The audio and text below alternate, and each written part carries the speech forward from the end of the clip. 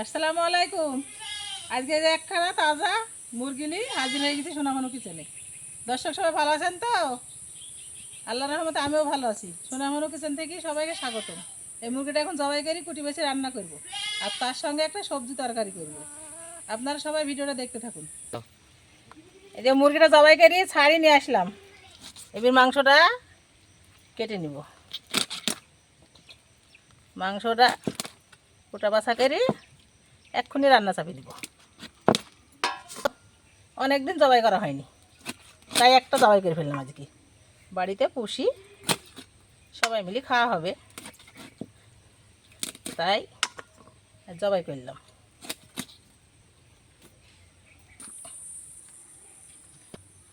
সম্পূর্ণ কোটা হয়ে গেছে, এখন ধুই রান্না চাপিয়ে দিব। মাংসগুলা কুটি ধুয়ে রেডি করে এসেছি, এবার কড়াইয়ে দিয়ে দিছি।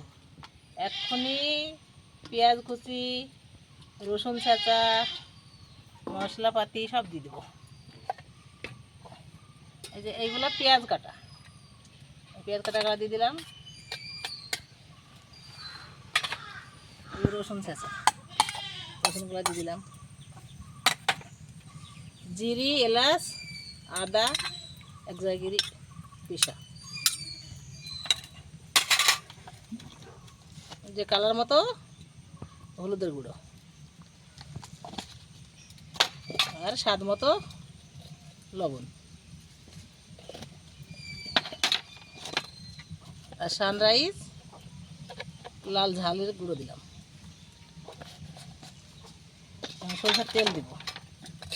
সরিষার তেল দিয়ে মাংস রান্না করলে মাংস খুব টেস্টি হয়, এখানে সরিষার তেল দেবো। সরিষার তেল দেবো, এই সুন্দর করে নাড়াচাড়া করে নিব।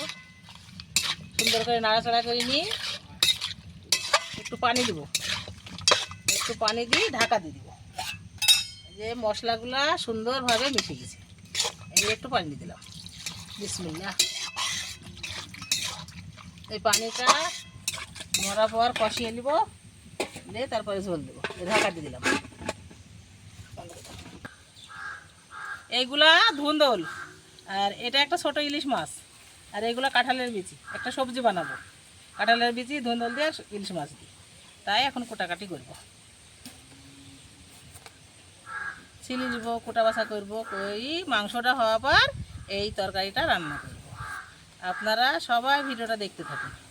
সহজ পদ্ধতিতে আমি রান্না করছি, আপনারা সবাই দেখতে থাকুন। খুব সহজ পদ্ধতিতে। আর এই যে গাছের টাটকা ধুন্দল পেড়ে আসলাম, আপনাদেরকে দেখাতেই পারেনি পাড়াটা দেখাতে পারলাম না, আমার ক্যামেরাম্যান ছিল না, তাই একা একা পেড়ে নিয়ে এসেছি। আমার গাছের ধুন্দুল আপনারা তো এর আগে দেখেছেন আমার অন্য ভিডিওতে, গাছ গোছালি সবই বাগানে দেখিয়েছি আপনাদেরকে, তাই আমিই পেড়ে নিয়ে এসেছি। আমি কিনা কিছুই খাইনি, আমি নিজে হাতে সব তৈরি করি। যেভাবে কেটে নেব, ইলিশ মাছ দিয়ে রান্না করবো। এই যে ঢাকনাটা আলগা করলাম।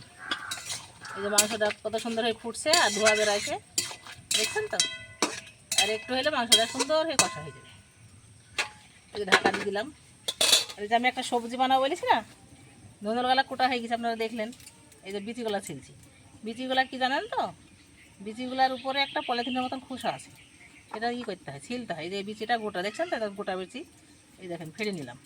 এই যে এইভাবে এই যে পলিথিনের মতন বীজ ইটা খোসাটা ছাড়িয়ে ফেললাম। এইভাবে ছাড়ি কাঁঠালের বিচি খেতে হয়। আমরা গ্রামের মানুষ, আমরা জানি প্রথম থেকে আমরা কাঁচা কাঁঠাল খাই, তারপরে আবার পাকা খেয়েই বিচিগুলা খাই। এবার কত শহরের মানুষ জানে না, তো তাই দেখানো। ঢাকনাটা আলগা করলাম। এই যে মাংসটা কষা হয়ে গেছে, মাংসটা কষানো হয়ে গেছে। এবার একটু ঝোল দিব। ঝোল দেওয়ার পর একটু সিদ্ধ হইতে আছে, সুন্দর হয়ে সিদ্ধ হবে, তারপরে খাওয়া যাবে, না হয়তো খাওয়া যাবে না, সেজন্য একটু ঝোল দেবো। এখন ঝোল দিই, আবার ঢাকা দিয়ে দেবো। মনে একটা ছবি তুলেছি কিন্তু ঠিক কষানো হয়ে গেছে। এবার একটু ঝোল দিয়ে দিলাম।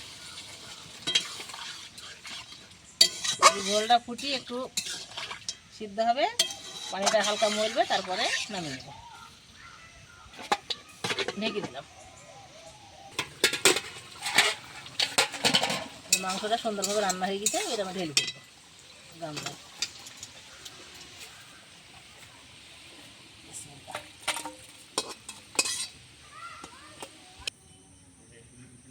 মাংসটার কালার খুব সুন্দর হয়েছে, এই যে রান্না হয়ে গিয়ে দেখছেন তো, লাল টুকটুক করছে, খুব সুন্দর লাগছে দেখতে।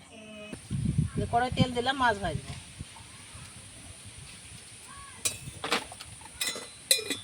এই মাছে একটু হলুদ দিব,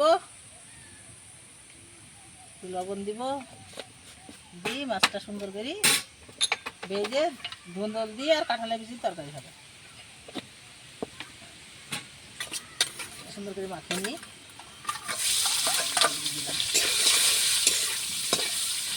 ইলিশ মাছ,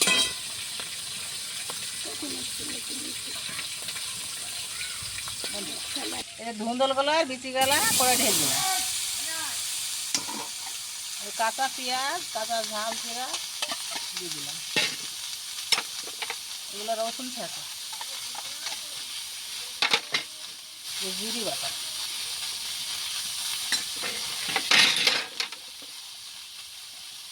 হলুদের গুঁড়া,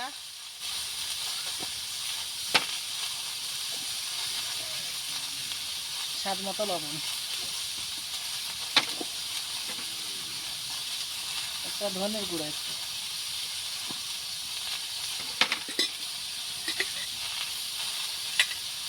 কাঁচা সরিষার তেল,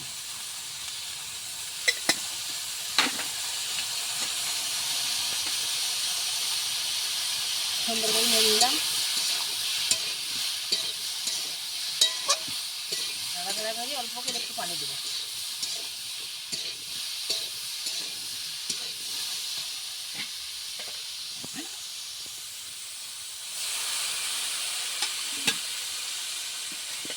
ঢাকা দিয়ে দিলাম, এই যে ঢাকাটা হালকা করলাম, দেখছেন তো কত সুন্দর ফুটছে, ভাব বেড়াইছে। এবার আমি এই যে ইলিশ মাছের তেলটা আর ইলিশ মাছটা ঢেলে দিলাম, সুন্দরভাবে এক্ষুনি রান্না হয়ে যাবে। কত সুন্দর ভাব বেড়াইছে, ধোয়া বেড়াইছে, মাছটা দিয়ে দিলাম, দিয়ে আবার ঢাকা দিয়ে দিলাম। ওই যে দেখালাম না, আর একদিন আমি শসা গাছে বান দিয়েছিলাম, দেখছেন গাছটা কত সুন্দর হয়ে বানে উঠে পড়েছে, দেখতে খুব সুন্দর লাগছে। আপনারাও দেখুন একটু, আর অনেক জালি ফুল এসেছে, অল্প দিনেই শসা খাওয়া হবে আমাদের গাছে। সুন্দরভাবে গাছটা লতা বড় বড় হয়ে লতড়ে গেছে। ওই যে গোড়ে একটা শসাও ধরেছে, এই যে একখানা শসা দেখছেন তো, ওই দেখেন আর একখানা শসা, দুটো শসা হয়েছে গাছে, এই যে একটা, এই যে একটা, এই যে সেদিন বান দিলাম, আপনাদের দেখাইলাম ভিডিওতে, সেই গাছে আমার শসা ধরে গেছে।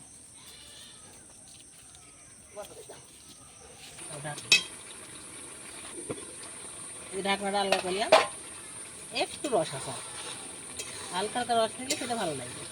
একটু পরে নামিয়ে ফেলি, দেখছেন তো কত সুন্দর হয়েছে। ইলিশ মাছের কি সেন্ট বেড়াইছে, ইলিশ মাছের একটা স্বাদই আলাদা।